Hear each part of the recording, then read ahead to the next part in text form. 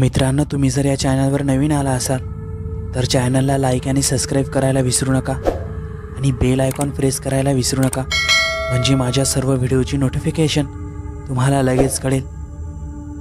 मित्रांनो, माझं नाव नितीन आहे आणि ही घटना माझ्यासोबत काही वर्षापूर्वी घडली आहे। तेव्हा माझी महाराष्ट्रातील एका अभयारण्यात बदली करण्यात आली होती।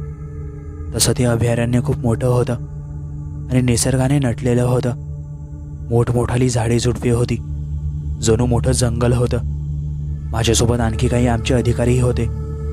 आम्ही सर्व मिळून साधारण 10 ते 15 अधिकारी होतो। मला त्या जंगलाबद्दल जास्त माहिती नव्हती, म्हणून मी जास्त तर ते जुने अधिकारी होते त्यांच्याकडून खूप काही विचारून घेतले। त्या जंगलामध्ये काही दिवसांपासून खूप विचित्र प्रकार घडत होते। रात्रीच्या वेळेस काही जंगली प्राण्यांची शिकार करून त्यांना काही लोक घेऊन जात होते, म्हणून गव्हर्नमेंटनेही काही आजूबाजूच्या लोकांना त्या जंगलात जाण्यास सक्त मनाई केली होती। त्यामुळे आजूबाजूचे लोकही त्या जंगलात येत नव्हते। एका दिवशी असंच झालं। मी आणि माझा मित्र दररोजप्रमाणे आमची ड्युटी सांभाळण्यासाठी त्या जंगलात आमची फॉरेस्ट डिपार्टमेंटची मोठी गाडी घेऊन निघालो। रात्रही खूप झाली होती। रात्रीचे साधारण 11 वाजले असतील। मी नवीनच असल्यामुळे मला जास्त तर त्या जंगलातील रस्ते माहीत नव्हते, म्हणून मी काही वेळ ड्रायव्हिंग केल्यानंतर माझ्या त्या मित्राला त्या गाडीची ड्रायव्हिंग करायला सांगितली। तो खूप जुना आणि खूप दिवसांपासून इथंच नोकरीवर होता, म्हणून त्याला त्या जंगलातील सर्व रस्ते माहीत होते। आता तो ड्रायव्हिंग करत होता, म्हणून त्याच्यासोबत काही गप्पा गोष्टी करत आम्ही पुढे तो रस्ता पार करत होतो। आजूबाजूला पूर्ण अंधार होता आणि रातकिड्यांचा आवाज किरकिर करत होता आणि वातावरणही पूर्ण शांत होतं। फक्त आमच्याच गाडीचा आवाज आणि त्या गाडीच्या त्या समोरच्या लाईटाचा प्रकाश आम्हाला दिसत होता। आम्हाला पूर्ण जंगलाला फेरफटका मारून जंगलात काही गतिविधी चालू आहे का ते बघून आमच्या सिनियर साहेबांना रिपोर्ट पाठवायचा होता, पण तसं काहीच आम्हाला दिसत नव्हतं। म्हणून आम्ही आमच्याच काही जवळ असलेल्या चेकपोस्टवर जाऊन आमच्या सिनियर साहेबांना रिपोर्ट कळवला आणि आम्ही आता तिथून समोरच्या चेकपोस्टवर जाऊ लागलो। आम्ही साधारण रात्रीच्या 1 वाजेपर्यंत असंच त्या जंगलात फिरायचो, कारण सिनियर लोकांचं सक्त आदेश होते कोणतीही रात्रीच्या वेळेस जंगलात प्राण्यांविषयी काही हालचाल झाल्यास ती लगेच कळवावी आणि कायदेशीर कारवाई करावी, कारण काही दिवसांपासून वाढत चाललेल्या जंगली प्राण्यांचे अपहर त्यामुळे खूप हाय अलर्ट होता। आम्ही आता काही समोर आलो तर अचानकच आमच्या गाडीसमोरून कोणीतरी पळत गेले असे आम्हा दोघांना जाणवले, म्हणून आम्ही आता त्याच रस्त्यात तिथं आमची गाडी उभी केली आणि आमच्या जवळ असलेल्या त्या बॅटरीच्या टॉर्चने आजूबाजूला काही दिसत आहे का बघू लागलो। आम्ही आमच्या गाडीच्या बाहेर न येता आमच्या गाडीमधूनच त्या बॅटरीच्या टॉर्चने त्या जंगलात काही आहे का ते शोधत होतो, पण आम्हाला काहीही दिसत नव्हते। म्हणून आम्ही आता काही हळू वेगामध्ये आमची गाडी समोर घेऊ लागलो। मी माझ्या हाती बॅटरी घेऊन होतो। जशी जशी आमची गाडी पुढे जात होती तसा तसा मी त्या बॅटरीच्या टॉर्चने त्या बाजूच्या जंगलात चमकवत होतो।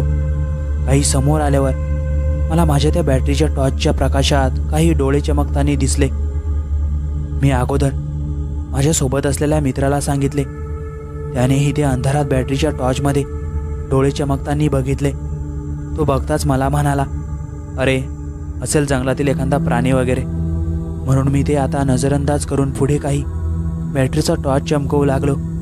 आणि आता अचानकच माझ्या त्या मित्राने आमची गाडी थांबवली। त्याने गाडी थांबवताच मी त्याला विचारले, अरे बाबा, का गाडी थांबवली आता? तर तो मला म्हणाला, अरे यार समोर बघ ना। तो खूप घाबरला होता। मी जेव्हा समोर बघितले तर त्या आमच्या गाडीच्या काही अंतरावर आम्हाला पुन्हा तेच डोळे चमकताना दिसत होते। ते जे काय होतं आमच्या गाडीच्या रस्त्यात खूप लांब उभं होतं, त्यामुळे आमच्या त्या गाडीच्या लाईटाचा प्रकाश त्याच्यापर्यंत जात नव्हता, म्हणून ते स्पष्ट दिसत नव्हते। पण जे काय होतं त्याची उंची एखाद्या जंगली प्राण्याप्रमाणे नव्हती। आम्हाला त्याचा पूर्ण अंदाज होता। ते उंची माणसाप्रमाणे वाटत होती, जणू एखादा माणूसच आम्हा दोघांना बघत आहे। आम्ही आता जशी जशी आमची गाडी समोर घेऊ जात होतो तशी ते आकृती काय होती हे आमच्या समोर जात होती. तो काहीतरी विचित्रच प्रकार वाटत होता. त्यात जो माझ्यासोबत मित्र होता तो खूप भित्रा वाटत होता. तो का एवढा घाबरला होता मला काही कळत नव्हते. म्हणून मी त्याला म्हणालो, यार तू एवढा का कशाला घाबरलास? तू एक वन ऑफिसर आहे आणि तूच एवढा घाबरतोस. त्याला असं म्हणालो. म्हणून त्याला आता थोडा धीर आला. मी त्याला आता आमची गाडी जोरात पळव असं सांगितले. तर त्यानेही आता आमची गाडी त्या रस्त्याने जोरात पळवण्यास सुरुवात केली. आम्ही जेवढ्या वेगात आमची गाडी पळवत होतो तेवढ्याच वेगात ते समोरील चमकणारे डोळे समोर दिसत होते. जर एखादा जंगली प्राणी वगैरे असता तर तो गाडीच्या आवाजाने आणि लाईटाच्या प्रकाशाने पळून गेला असता. पण तो काहीतरी वेगळाच प्रकार होता. आता रात्रही खूप झाली होती म्हणून आम्हीही आमच्या चेकपोस्टवर झोपी जाण्यासाठी समोर त्या रस्त्याने जाऊ लागलो. आता आम्ही आमच्या चेकपोस्टच्या काहीच अंतरावर होतो तर अचानकच ते चमकणारे डोळे दिसेनासा झाले. आता आम्ही दोघंही फिरून खूप दमलो होतो आणि त्यातच तो विचित्र प्रकार म्हणून आम्ही थोडं आश्चर्यित पडलो होतो. म्हणून आम्ही आमच्या चेकपोस्टवर पोहोचताच थोडं फ्रेश वगैरे होऊन आम्ही दोघंही आमच्या त्या छोट्याशा रूममध्ये झोपी गेलो. पण आम्हा दोघांचा त्या चेकपोस्टवर झोपणं आणि आमचं तिथं थांबणं हे चुकीचं ठरणार होतं हे कदाचित आम्हा दोघांना माहीत नव्हतं. आम्ही साधारण 10 ते 15 मिनिट आमच्या रूममध्ये झोपलो असेल तर कोणीतरी अचानक आमच्या रूमचा दरवाजा ठोठवू लागलं. आता आम्ही दोघंही उठून बसलो आणि एकामेकांकडे बघू लागलो. पण आम्हा दोघांना माहीत होतं एवढ्या रात्री आमच्या चेकपोस्टवर कोण येऊ शकत नाही. मग आता कोण आलं असेल? आम्ही दोघंही घाबरू लागलो. तरी तो दरवाजा ठोठवण्याचा आवाज चालूच होता. आम्हा दोघांपैकी कोणाची हिंमतही होत नव्हती तो दरवाजा उघडण्याची. आम्ही दोघंही खूप घाबरल्यामुळे आम्ही तो दरवाजा शेवटपर्यंत उघडलाच नाही आणि आमच्या रूमला असलेल्या त्या छोट्याशा खिडकीतून आम्ही दोघंही बाहेर काही दिसत आहे का बघू लागलो. पण बाहेर खूप अंधार असल्यामुळे बाहेर कोणी आहे का आम्हाला दिसत नव्हते. म्हणून आम्ही आमच्या रूममध्ये असलेल्या त्या छोट्याशा बॅटरीच्या प्रकाशात बाहेर बघू लागलो. बाहेर आश्चर्यित करणारा प्रकार होता. एक 60-80 पार केलेला म्हातारा बाहेर उभा होता आणि तो खूप विचित्र वाटत होता. जणू तो माणूस नाही, तो विचित्रच प्रकार आहे. माझा मित्र आणि मी त्याचा हा असा विचित्र अवतार बघून पूर्ण घामाने माखून गेलो आणि आम्ही आता घाबरतच आम्ही उघडलेली ती खिडकीही बंद केली. पण आता काही क्षणातच ती खिडकी कोणीतरी जोरजोरात ठोठवू लागलं. आता हा प्रकार मात्र खूप भीतीदायक वाटत होता. आता रात्रीचे साधारण 2 ते 3 वाजत होते. तो खिडकी ठोठवण्याचा आवाज साधारण सकाळच्या 4 वाजेपर्यंत चालूच होता. आम्ही आमचा जीव मुठीत घेऊन आमच्या रूममध्ये बसलो होतो. पूर्ण रात्र आम्ही दोघंही झोपलो नाही. पण त्याच्या दुसऱ्या दिवशी या सर्व प्रकाराबद्दल आम्ही आमच्या सिनियर अधिकाऱ्यांना सांगितले तर त्यांनी आमच्यावरच विश्वास ठेवला नाही आणि आमच्यावरच चिडून म्हणाले, तुम्ही काही अंधश्रद्धा पसरवू नका. आम्ही हे त्यांचं बोलणं ऐकून दोघंही खूप हताश झालो.